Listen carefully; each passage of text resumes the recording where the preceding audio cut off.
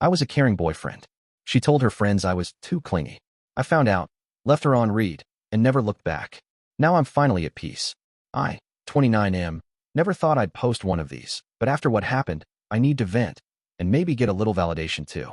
This isn't a rage post. It's not even a she was evil story. It's just a breakdown of how I slowly realized I was in a relationship where I was constantly made to feel like a burden, and how one message finally snapped me out of it. So, let's rewind about a year and a half. That's when I met Lena, 27F, through a mutual friend's game night. She was charming, witty, and had this magnetic energy that just pulled people in. I'm not an extrovert, not even close. I'm more of the quiet, steady type. Always there, always supportive, not loud or flashy. But she noticed me. That night, she asked for my number. I thought I hit the jackpot. Things started fast. Texting all the time, late-night calls, spontaneous meetups. I was thrilled. She said things like, "I've never felt this connected to someone so quickly, and you're so attentive. It's refreshing." So yeah, I leaned into it. I texted her good morning. I checked in during the day, nothing crazy, just stuff like, "How's work going?" or "Lunch yet?" And I always said goodnight. I thought I was being a caring boyfriend. Fast forward 3 months in, and I started noticing small shifts. She'd go hours without replying, but post memes on Instagram. I didn't say anything at first. People get busy, right? But then it became consistent. I'd send something sweet or funny, and she'd reply 4 hours later with a dry LOL. I tried asking if everything was okay, and she'd brush it off. "You're overthinking again, babe." Now here's where things started feeling off. Her tone toward me began changing in front of her friends. We'd be out at a bar or chilling at someone's apartment, and she'd make these jokes like, "Oh, don't worry, he'll text me 5 times if I don't respond in 10 minutes. Or, "He's sweet but so clingy sometimes, right?" Everyone would laugh awkwardly. I'd smile, but inside, I was crumbling. I never thought I was clingy. I thought I was just showing up for her the way I wanted someone to show up for me. But those comments started to make me doubt myself. I even scaled back on texting, and guess what? She got distant. No check-ins, no good morning texts from her end. I brought it up once, just once, and her response was, "God, not everything is about texting, you know. I like space. That's just how I am." So I apologized. Like an idiot, I apologized for caring too much. The real gut punch came about 8 months in. One of her friends, let's call her Nina, was drunk at a party and pulled me aside. She said, "You're a good guy. I just want to say I'm sorry for how Lena talks about you when you're not around." I froze. I asked her what she meant, and she hesitated before saying, "She calls you clingy a lot. Like, she makes it seem like you're obsessed or something." I laughed it off, but inside I felt like I'd been punched. I thought we were just different with communication styles, but hearing that she vented about me behind my back to our mutual friends, while still acting all lovey-dovey in private, that hurt. That night, I didn't text her first. For the first time in months, I just waited. She didn't text me either. Not the next morning, not the day after. Then she finally messaged, "You've been quiet. Everything okay?" I saw it. I stared at it. And for the first time, I didn't respond. I left her on read. So yeah, I left her on read. First time ever.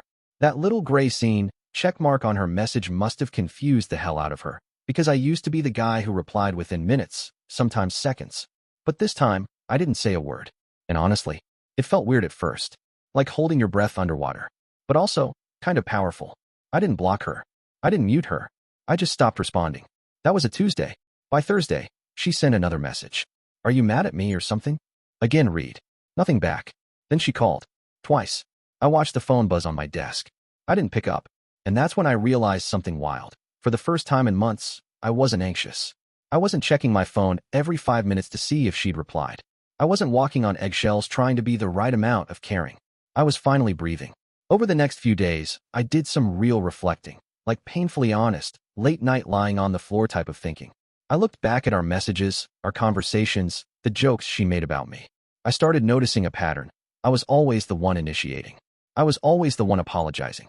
If I ever needed support, she'd either downplay it or make it about her. Here's a quick example. A few months back, my mom had a health scare, nothing fatal, thank God, but it shook me up. I told Lena, hoping for comfort. Her response? "Ugh, that's so stressful. My week's been crap too. I'm barely holding it together." Then she started venting about her work drama. I ended up comforting her. Somehow my mom's health scare turned into her bad week.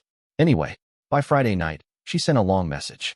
It read, "Okay, seriously, what's going on? Did I do something? You're being weird and distant, and it's freaking me out. If you don't want to talk to me anymore, just say so." And that's when the irony hit me like a truck. Now she was accusing me of being clingy and distant. I laughed bitterly. I almost replied with something scathing, like, I'm just giving you the space you always said you needed. But I didn't. Because what's the point? Instead, I left her on read again. That weekend, I hung out with my sister and her boyfriend. We grabbed food, played video games, and just existed. No one made me feel like I had to earn my place there. It was weirdly healing. A couple days later, one of Lena's friends, not Nina, DM'd me on Instagram. She said Lena was upset, crying, saying I was ghosting her out of nowhere. She asked if I'd at least give her closure. Closure? I'd given that woman my time, my loyalty, my energy. I made her feel seen every day. And in return, she made fun of me behind my back and called me clingy for doing the bare minimum in a relationship. You want closure? Okay, here it is. I sent her one last message. I was never clingy. I just cared more than you were ready for. Hope you find someone with the emotional capacity you claim to want. Take care. Then I blocked her. No dramatic send-off. No angry voice notes. Just a line of truth and silence. I thought I'd feel instantly relieved. But to be honest, the next few days were a mix of peace and this hollow ache. I wasn't missing her exactly. I was grieving the version of her I thought existed. The one who liked how caring I was. The one who called me refreshing when I checked in just to say I was thinking of her. That version? She died somewhere around month 3. The Lena I broke up with was someone else entirely. Someone who thought kindness was clingy and attention was weakness. Word got around. Mutual friends reached out. Some took her side. Others messaged me quietly saying, I get it now. Apparently Nina wasn't the only one who saw the cracks in our relationship. A few people had noticed how she talked about me, even at parties I wasn't invited to. There was one particularly rough story.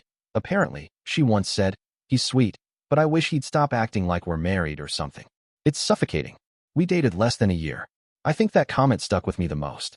Suffocating? For what? For remembering her favorite snack and bringing it to movie night? For asking if she got home safe? For double texting when she ignored me for half a day? What does it say about dating culture that being present is seen as pathetic? Anyway, life moved on. I picked up old hobbies again. Rejoined a local hiking group I used to go to before I was always waiting around for her last-minute plans. I started reading more, signed up for therapy. Yeah, that one took some humility. And honestly, I've been happier than I've been in years. The therapist helped me reframe a lot of stuff. One thing she said really hit. Caring isn't clingy. You weren't asking for too much. You were asking the wrong person. Boom. That line has lived rent-free in my head ever since. Lena never tried to reach out again. Not directly, at least. I got a couple random follow requests from burner-looking accounts. A text from a mutual friend saying she asked about me. But I made it clear. I'm done. No hate. No revenge. Just done. And for anyone reading this, stuck in a relationship where you feel like you're walking on eggshells just for loving someone too much, let this be your sign. You don't have to dim your light to make someone else feel comfortable. You're not too much. You're just not for them. Some people want chill, low effort, unbothered love, and that's fine. Let them find it. But some of us want connection. Daily check-ins. Mutual excitement. Safe spaces where vulnerability isn't mocked or mistaken for weakness. And trust me, someone out there wants that too. I don't know where Lena is now. I don't really care. I hope she finds peace. I hope she grows. But I'm not waiting around for her to realize my worth in some cinematic post-breakup epiphany. Because while she was busy making fun of me for being clingy, she forgot one thing. I only held on because I cared. Once I let go for good. I appreciate you watching till the end. Hit that subscribe button and stay tuned for more content.